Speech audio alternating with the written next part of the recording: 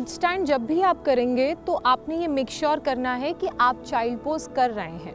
Child pose करना इसलिए भी बहुत ज़रूरी होता है क्योंकि जब हम हेड स्टैंड करते हैं तो हम अपने पैर हवा में और सर फ्लोट पे रखते हैं, यानी कि हम सर के बल हवा में खड़े होते हैं। नॉर्मली हम पैरों के बल ज़मीन पर खड़े होते हैं। तो जब हम पैरों के बल ज़मीन पर खड़े होते हैं तो जो हमारा ब्लड सर्कुलेशन होता है वो नीचे की तरफ होता है, यानी कि हमारे दिल से खून नीचे की तरफ आता है।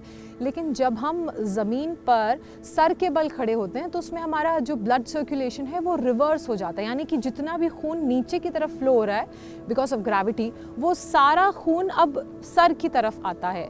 और इसलिए हमारे ब्रेन में ब्लड और ऑक्सीजन के सप्लाई को ये जो खून सर की तरफ बहता है वो बढ़ाता है।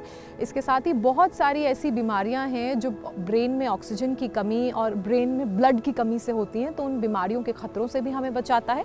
और ख़ासकर ऑब्स्ट्रक्टिव स्लीप एपनिया की परेशानी से, डिमेंशिया की परेशानी से, कई बार याददाश्त कमज़ोर हो जाती है, ओमेगा की कमी हो जाती है, विटामिन B12 की कमी हो जाती है, तो उन सारी कमियों से हमारे बॉडी को, हमारे शरीर को बचाता है। और गुड हार्मोन के रिलीज़ के लिए भी हेड स्टैंड एक बहुत अच्छी प्रैक्टिस है जो आप सभी को करनी चाहिए। और हेड स्टैंड करने के बाद शशकासन इसलिए करना चाहिए, चाइल्ड पोज इसलिए करना चाहिए ताकि वो जो ब्लड का फ्लो हमारे सर पे गया है, टॉप ऑफ द हेड पे गया है, वो धीरे धीरे शरीर के बाकी हिस्सों में वापस लौटे।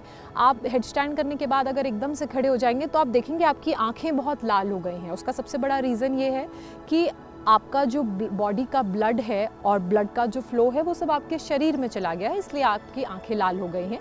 तो इसलिए हेड स्टैंड करने के बाद चाइल्ड पोज करना, शशकासन करना बहुत ज़रूरी है। अब बात करते हैं दूसरे आसन की। दूसरा आसन है सर्वांगासन, यानी कि शोल्डर स्टैंड। शोल्डर स्टैंड के लिए आप सबसे पहले पीठ के बल अपने मैट पे लेट जाइए, जैसे मैं लेट रही हूँ। ये आपकी पोजीशन रहेगी। ऐसे आप अपने फ्लोर पे लेट जाइए, पैर आपके सीधे रहेंगे। उसके बाद हाथ आपके हिप्स के बगल में, धीरे से अपने पैरों को ऊपर उठाना शुरू कीजिए।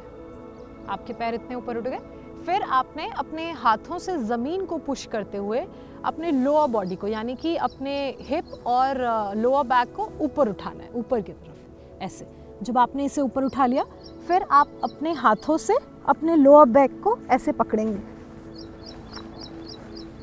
जैसे मैंने पकड़ा हुआ है। और जब आप अपने लोअर बैक को पकड़ेंगे तो ध्यान रखिए जो 4 उंगलियां हैं वो बाहर की तरफ होंगी, पीछे की तरफ, अंगूठा अंदर की तरफ। ऐसे आपका बैलेंस बनेगा।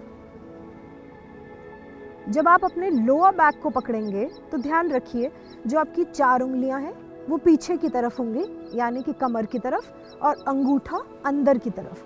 ये ऐसे बैलेंस बनेगा। ऐसे आप अपने शरीर को होल्ड करेंगे।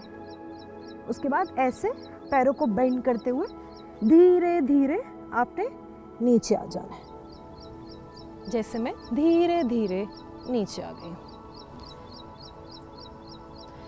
जब आप शोल्डर स्टैंड करें तो सबसे इम्पॉर्टेंट बात जिसका आपने ख्याल रखना है वो ये कि आप धीरे धीरे ऊपर जाएंगे और धीरे धीरे नीचे आएंगे। आपने किसी भी आसन के प्रोसेस को रश नहीं करना है, एकदम से झटके से ऊपर या झटके से नीचे नहीं जाना है, क्योंकि अगर आप झटके से ऊपर जाएंगे या झटके से नीचे आएंगे तो कई बार आपको इस दौरान इंजरीज हो सकती हैं, मसल इंजरी हो सकती है, नर्व इंजरी हो सकती है।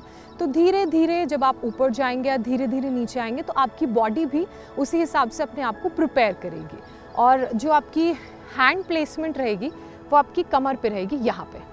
ये जो आपका कमर का हिस्सा है आपके नेवल से थोड़ा सा ऊपर, यहाँ पे आपकी हैंड प्लेसमेंट रहेगी। आपका जो लास्ट रिब है उसके पास 4 उंगलियां जो हैं वो पीछे की तरफ रहेंगी, आपकी कमर की तरफ। आपका अंगूठा अंदर की तरफ रहेगा और आपके जो एल्बोस की अलाइनमेंट है वो स्ट्रेट रहेगी। मैं आपको एक बार फिर से करके दिखाती हूँ। ऐसे आप फ्लोर पे लेट जाएंगे, ऐसे धीरे धीरे आप ऊपर जाएंगे। ये आपके जो एल्बोस की अलाइनमेंट है, ये देखिएगा शोल्डर से लेकर एल्बो जहाँ पे प्लेस्ड है वो पूरा सीधा रहेगा। और इस आसन को आपने 15 से 30 सेकंड तक इनिशियली होल्ड करना है। कोशिश रखिए कि पैर आपके सीधे रहें, हिप और आपके जो फीट हैं वो एक लाइन में रहें, घुटने ना मुड़ें। और उसके बाद ऐसे धीरे धीरे आप नीचे आ जाएंगे। आप चाहें तो मेरी तरह हलासन में आने के बाद फिर नीचे आ सकते हैं। अगर आप कंफर्टेबल नहीं हैं, आपकी फ्लेक्सिबिलिटी कम है, तो आप एक एक पैर नीचे लाके भी नीचे आ सकते हैं, लेकिन अलाइनमेंट ठीक रखिएगा, क्योंकि अगर अलाइनमेंट ठीक रहेंगी, आसन करने का तरीका ठीक होगा, तो उसका फ़ायदा भी आपके शरीर को ज़्यादा मिलेगा। और इसी तरह से अगर आप इन 5 प्रैक्टिसेस को भी रेगुलरली कर लें, हेड स्टैंड, शोल्डर स्टैंड, इसके अलावा अनुलोम विलोम, भ्रामरी उद्गीत, 2 योगाभ्यास हैं और 3 प्राणायाम हैं।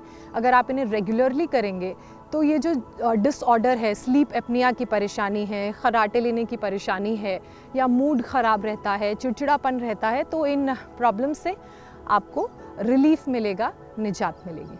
धन्यवाद।